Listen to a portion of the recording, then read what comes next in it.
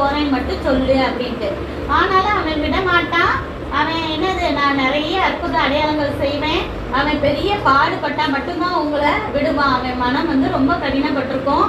அப்புறம் போகும்போது எகிப்து தேசத்து மக்கள்கிட்ட எல்லா பொன் வெள்ளி இதெல்லாம் கேட்டு கொள்ளையிடுவீங்க அப்படின்னு சொல்லிட்டு ஃபுல் பிளானும் தேவன் சொல்றாரு. ஆனா மோசையும் அதையெல்லாம் கவனிக்கவே இல்லை. அவர் என்ன நினைக்காரு, இது எப்படி ஆகும், நான் எப்படி போய் பேசுவேன், நான் போய் பேசினா கேட்க மாட்டாங்களே, எந்த தேவன் பேசினார், அப்பெல்லாம் தேவனோட பேரே தெரியாது.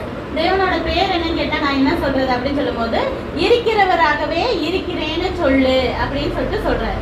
அப்போ மோசைக்கு இன்னும் நம்பிக்கை வரல அப்படின்னு சொன்னா, ஓ கையில வச்சிருக்கிறது என்ன அப்படின்னு கேட்கிறாரு. ஆடு மேய்ச்சிட்டு இருக்கவங்க என்ன கையில வச்சிருப்பாங்க, கோல்.